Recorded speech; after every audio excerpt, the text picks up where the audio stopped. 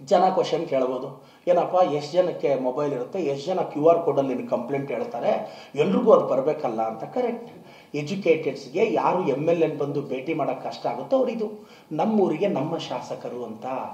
ಇದು ದೇಶದ ರಾಜಕಾರಣದಲ್ಲಿ ಇಂಥ ಒಂದು ಕಾರ್ಯಕ್ರಮ ಯಾರೂ ಮಾಡಿರಲಿಲ್ಲ. ಇದನ್ನ ಮಾನ್ಯ ಮುಖ್ಯಮಂತ್ರಿಗಳು ನನ್ನನ್ನು ಅಭಿನಂದಿಸಿದ್ದಾರೆ. ಅದರ ಟ್ವೀಟ್ ಮಾಡಿರೋ ಕಾಪಿನೂ ನಿಮ್ಮ ಮುಂದೆ ಇಟ್ಟಿದ್ದೀನಿ. ಏನಿದು ನಮ್ಮೂರಿಗೆ ನಮ್ಮ ಶಾಸಕರು? ಸರ್, ಮೊದಲೆಲ್ಲ MLAಗಳು ಜನರಲ್ ಆಗಿ ಏನಾಗೋದು, ಪಂಚಾಯತಿ ಹೆಡ್ ಕ್ವಾರ್ಟರ್ಲ್ಲೂ ಕೂತ್ಕೊಳ್ಳೋರು. ಪಂಚಾಯತಿ ಹೆಡ್ ಕ್ವಾರ್ಟರಲ್ಲಿ ಯಾವಾಗ ಬೆಳಗ್ಗೆ ಒಂದು 11 ಗಂಟೆಗೆ ಸ್ಟಾರ್ಟ್ ಆಗೋದು, ಸ್ವಾಗತ ವಂದನಾರ್ಪಣೆ ಮುಗಿಯೋಷ್ಟೊತ್ತು 1:30 ಕಾರ್ಯಕ್ರಮ ಸ್ಟಾರ್ಟ್ ಆಗೋದು. ಆ ಪಂಚಾಯತಿ ಕೆಳಗೆ ಬರೋ 20-25 ಹಳ್ಳಿ ಜನ ಬಂದು ಅರ್ಜಿ ಕೊಡೋದು ಕಷ್ಟ ಆಗೋದು. ನಾನೇನು ಮಾಡ್ತೀನಿ, ಪ್ರತಿದಿನ ಬೆಳಗ್ಗೆ 3:30ಗೆ, ಅಂದರೆ ವಾರಕ್ಕೆ 2ರಿಂದ 3 ದಿನ ನಮ್ಮೂರಿಗೆ ನಮ್ಮ ಶಾಸಕ ಮಾಡ್ತೀನಿ. 3:30ಗೆದ್ದು ಕ್ಷೇತ್ರದಲ್ಲಿ 5 ಗಂಟೆಗಿದ್ದು 6-6:30ಗೆ ಪ್ರತಿ ಹಳ್ಳಿಗೆ ಎಂಟೈರ್ ತಾಲೂಕು ಅಡ್ಮಿನಿಸ್ಟ್ರೇಷನ್ನ tahsildar, EO, food inspector, revenue inspector, surveyor, circle inspector, sub inspector, 30ಕ್ಕೂ ಹೆಚ್ಚು ಇಲಾಖೆ ಅಧಿಕಾರಿಗಳನ್ನ ಒಂದು ಹಳ್ಳಿಗೆ ಕರ್ಕೊಂಡು ಹೋಗ್ತೀನಿ.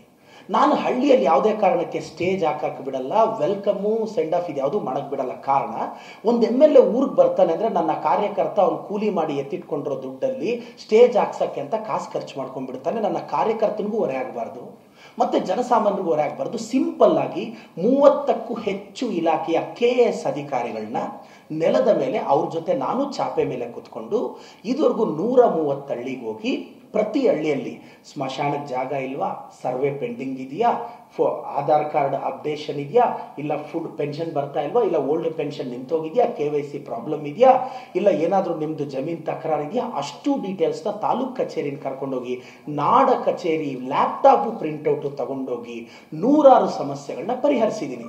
ಈಗೊಂದು ಪ್ರಶ್ನೆ ಬರುತ್ತೆ, ನೀವು ಊರಿಗೆ ಹೋಗ್ಬಿಟ್ಟು ಏನೋ ಸಾಲ್ವ್ ಮಾಡಿಬಿಡ್ತೀರಾ, ಅವ್ರು ಕೇಳಿದ್ದೆಲ್ಲ ಕೊಡಿಸಿದ್ದೀರಾ? ಎಸ್. ಯಾವ ಸರ್ವೆ ಕೇಳಿದ್ದೀರೋ ಸರ್ವೆ ಮಾಡಿಸಿದ್ದೀನಿ, ಸ್ಮಶಾನದ ಒತ್ತುವರಿನ ತೆರವುಗೊಳಿಸಿದ್ದೀನಿ. ಒಂದು, ಆ ಊರಿಗೆ ರಸ್ತೆ ಬೇಕು, ಚರಂಡಿ ಬೇಕು ಅಂತ ಕೇಳಿದ್ದು, ಅದಕ್ಕೆಲ್ಲ ಅನುದಾನ ಹಾಕಿದ್ದೀನಿ. 37 ಕೋಟಿ ಅನುದಾನ ನಾನು ತಗೊಂಡು ಹಾಕಿದ್ದೀನಿ. ಆರ್ಡರ್ ಕಾಪಿ ಕೂಡ ನಿಮ್ಮ ಮುಂದೆ ಇಟ್ಟಿದ್ದೀನಿ. ಗಟ್ಟಿಗಾನಹಳ್ಳಿ ಸುಬ್ರಾಯನಹಳ್ಳಿಗೆ ಹೋದೆ, ಅವ್ರು ಹೇಳಿದ್ರು ಸ್ವತಂತ್ರ ಬಂದಾಗಿಂದ ಅವ್ರಿಗೆ ರಸ್ತೆನೇ ಇಲ್ಲ ಅಂತ ಊರಿಗೆ 2 ಹಳ್ಳಿಗೆ 2.5 ಕೋಟಿ ಹಾಕಿ ರಸ್ತೆ ಹಾಕ್ಸಿದ್ದೀನಿ. ಈ ಅನುದಾನ ನನ್ನ ಸರ್ಕಾರದಲ್ಲಿ ನನ್ನ ಮುಖ್ಯಮಂತ್ರಿಗಳು ಉಪಮುಖ್ಯಮಂತ್ರಿಗಳ ಹತ್ರ ಎತ್ಕೊಂಡೋಗಿ 37 ಕೋಟಿ ಈ ಹಳ್ಳಿಗಳಿಗೆ ಅನುದಾನ ಹಾಕಿದ್ದೀನಿ. ಅದ್ರ ಕಾಪಿನೂ ಇಲ್ಲಿ ಇಟ್ಟಿದ್ದೀನಿ. ಇದು ನಮ್ಮೂರಿಗೆ ನಮ್ಮ ಶಾಸಕ. ಈಗ 130 ಹಳ್ಳಿವರೆಗೂ ನಾನು ಮುಟ್ಟಿದ್ದೀನಿ. ಇನ್ನ ನನಗೆ 363 ಹಳ್ಳಿಯಲ್ಲಿ ಇನ್ನೂ 1/3 ಮುಗಿದಿದೆ, ಇನ್ನ 2/3 ಪೆಂಡಿಂಗ್ ಇದೆ. ಅದನ್ನ ಇನ್ನ 1 ವರ್ಷದಲ್ಲಿ ಮುಗಿಸ್ತೀನಿ. ಇದು ಸೆಕೆಂಡ್. ಹಾಗಾದ್ರೆ ಟೌನಲ್ಲಿ ಏನ್ ಮಾಡ್ತೀರಾ ಪ್ರದೀಪ್ ಈಶ್ವರ್ ಅವರೇ? ನಮಸ್ತೆ ಚಿಕ್ಕಬಳ್ಳಾಪುರ ಅಂತ ಕಾರ್ಯಕ್ರಮ ಸ್ಟಾರ್ಟ್ ಮಾಡಿ ಇದುವರೆಗೂ ಚಿಕ್ಕಬಳ್ಳಾಪುರದ 12 ವಾರ್ಡಲ್ಲಿ ಮನೆ ಮುಂದೆ ಹೊಸ್ತಿಲ್ ಮುಂದೆ ಹೋಗಿ ನಿಂತ್ಕೊಂಡು, ಅಣ್ಣ ನಿಮ್ ಕಷ್ಟ ಇದೆಯಾ, ಅಕ್ಕ ನಿಮ್ ಕಷ್ಟ ಇದೆಯಾ ಅಂತ ನಗರಸಭೆ ಕಮಿಷನರ್ಸ್ ಜೊತೆ ಹೋಗಿ ಅವ್ರ ಸಮಸ್ಯೆ ಕೇಳಿದ್ದೀನಿ. ಇದು ನಗರ ಭಾಗಕ್ಕೆ. ಇದು ನಾನೊಂದು MLA ಆಗಿ ಮಾಡಿದ್ದು. ಸೊ ನನಗೂ ಸೋಷಿಯಲ್ ರೆಸ್ಪಾನ್ಸಿಬಿಲಿಟಿ ಇರುತ್ತಲ್ಲ. ನಾನು ಎಲೆಕ್ಷನ್ಗಿಂತ ಮುಂಚೆ ನಾನು ತಂದೆ ತಾಯಿನ ಕಳ್ಕೊಂಡು ಒಂದು ಅನಾಥ ಹುಡುಗ ಎಲೆಕ್ಷನ್ ಕಂಟೆಸ್ಟ್ ಮಾಡಿದ್ದು. ನನ್ನ ಗೆಲುವು ರಾಜ್ಯಕ್ಕೆ ದೇಶಕ್ಕೆ ಇನ್ಸ್ಪಿರೇಷನ್. ಒಬ್ಬ ಸಾಮಾನ್ಯ ಹುಡುಗನನ್ನ ಜನ ಇಷ್ಟಪಟ್ಟು ವೋಟ್ ಹಾಕ್ತಾರೆ. ಇದು ಡೆಮೋಕ್ರಸಿ ಸ್ಟಿಲ್ ಅಲೈವ್ಗೆ ನನ್ನ ಎಕ್ಸಾಂಪಲ್. ನನ್ನ ತಂದೆ ತಾಯಿಗೆ ಆಗಿರೋ ಪರಿಸ್ಥಿತಿ ಬೇರೆ ಯಾರಿಗೂ ಆಗಬಾರ್ದು, ಹಾಸ್ಪಿಟಲ್ಗೆ ರೀಚ್ ಆಗಬೇಕು ಅಂತ ನಾನು ಅಮ್ಮ ಆಂಬ್ಯುಲೆನ್ಸ್ ಅಂತ ಬಿಟ್ಟಿದ್ದೀನಿ.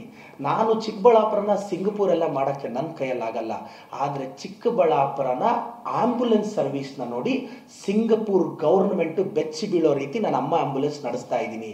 ಏನು ಅಮ್ಮ ಆಂಬ್ಯುಲೆನ್ಸ್ ವಿಶೇಷತೆ? ಸರ್, 10 ಆಂಬ್ಯುಲೆನ್ಸ್ ಬಿಟ್ಟಿದ್ದೀನಿ. 10 ಆಂಬ್ಯುಲೆನ್ಸ್ ದುಡ್ಡು ನನ್ನದು, ಅದಕ್ಕೆ ಹಾಕ್ಸೋ ಡೀಸೆಲ್ ನನ್ನದು. 20 ಜನ ಡ್ರೈವರ್ಸ್ ಇಟ್ಟಿದ್ದೀನಿ. ಡೇ ಶಿಫ್ಟಲ್ಲಿ 10 ಜನ, ನೈಟ್ ಶಿಫ್ಟಲ್ಲಿ 10 ಜನ. ಕರೆ ಮಾಡಿದ 12 ನಿಮಿಷದ ಒಳಗಡೆ ನನ್ನ ಅಮ್ಮ ಆಂಬ್ಯುಲೆನ್ಸು ಮನೆ ಮುಂದೆ ನಿಂತಿರುತ್ತೆ.